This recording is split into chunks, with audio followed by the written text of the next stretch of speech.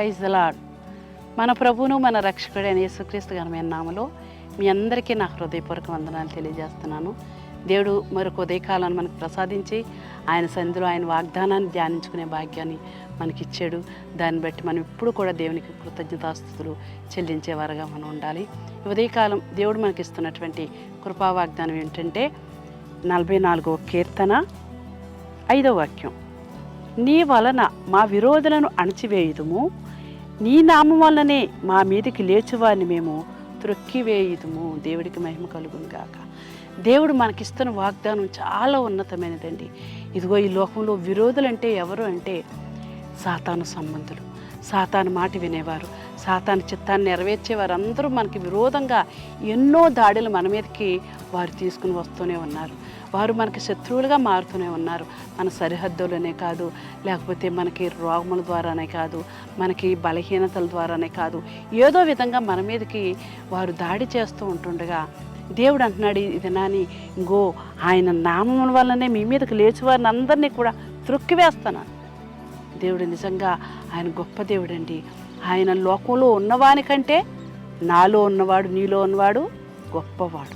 కాబట్టి ఆ గొప్ప దేవుని మనం కలిగి ఉన్నాం కాబట్టి ఏమాత్రం శత్రువుకు మనం భయపడవద్దు. ఇదిగో నీకు విరోధంగా రూపించబడిన ఏ ఆయుధము కూడా వర్ధిల్లదని దేవుడు వాగ్దానం చేస్తున్నారు. ఎందుకు ఒక్కొక్కసారి అధైర్యపడుతున్నావు? శత్రువు నిన్ను బాధపరిచినప్పుడు, లేకపోతే నీకు రకరకాల విధాలుగా నీ మీదకు సమస్యలు రేపుతున్నప్పుడు నీవేమాత్రం భయపడద్దు, కృంగిపోవద్దు. ఎందుకంటే జీవము గల దేవుణ్ణి మనం కలిగి ఉన్నాం కాబట్టి మనం నిజంగా ధైర్యం తెచ్చుకుని, దేవా నీవు నాలో ఉన్నావు కనుక నేను బలవంతురాల్ని, శత్రువు నా మీద ఏమాత్రం అటాక్ చేయడానికి వాడు ఎంతమాత్రం సరిపోడు. ఎందుకంటే జీవము గల దేవ నిన్ను నమ్ముకుని ఉన్నాను, నన్ను ఎంత మాత్రం సిగ్గుపడనివ్వని ఆ దేవాదేవుని మనం తలంచుకున్నట్లయితే దేవుడు మనకి కొండంత బలాన్ని ఇస్తాడు. ఎప్పుడైతే ఆయన నామాన్ని మనం తలుంచుకుంటామో, ఆయన స్తుతిస్తూ ఉంటామో, దేవా నీ ధైర్యం నాకు ఇయ్యి అని మనం అడుగుతూ ఉంటామో, తప్పనిసరిగా ఇదేనని చెప్తున్నాడు. ఇదిగో నా నామలో ప్రార్థన చేస్తే శత్రువు త్రొక్కివేస్తావు నువ్వు అంటున్నాడు. ఒకవేళ వ్యాధులని శత్రువు నిన్ను వెంటాడుతుందేమో, ఇదేనా ప్రార్థన చేసుకో, నువ్వు ధైర్యంగా ఉండు, దాన్ని యేసునామములో త్రొక్కివేయి.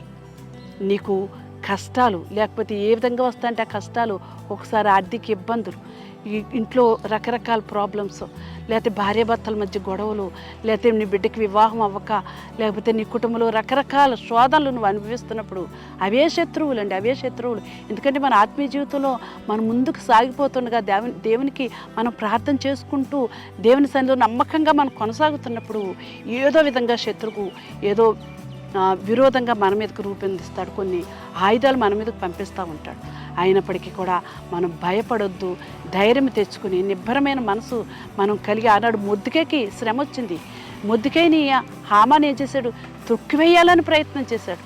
కానీ దేవాది దేవుడు ఎప్పుడైతే దేవునికి ఆ మొద్దుకే ప్రార్థన చేసుకుంటూ దేవునికి మాత్రమే మొక్కుతూ, దేవుని మాత్రమే సేవిస్తూ, దేవునికి మాత్రమే మొరపెడుతూ ఉన్నాడో, అదే తనకి తలపెట్టినటువంటి శత్రువు తనకు చేయబో కార్యము ఆ శత్రువు మీదకే వాడు పంపించినట్లుగా మనం అనేకసార్లు దైవజనుల ద్వారా మనం వింటూ ఉంటాం. ఈ వాక్యం చాలాసార్లు మన దేవుడు వాక్యం ద్వారానే బలపరుస్తూ ఉన్నాడు.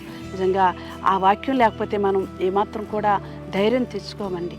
అందుకొరకు మనం ప్రతిరోజు వాక్యాన్ని ధ్యానించి వాక్యం ద్వారా మనం బలము తెచ్చుకుని సాతాన్ని త్రొక్కివేయడానికి మనం ఇష్టపడినట్లయితే దేవుడు తప్పనిసరిగా నీ పక్షంగా నా పక్షంగా విరోధుల మీద జయమిస్తాడు, శత్రువుల మీద మనకు విజయం ఇస్తాడు. ఇది నాన్ని ఏ విషయంలోనూ కృంగిపోతున్నా ప్రార్థన చేయి, ఏకీభించు.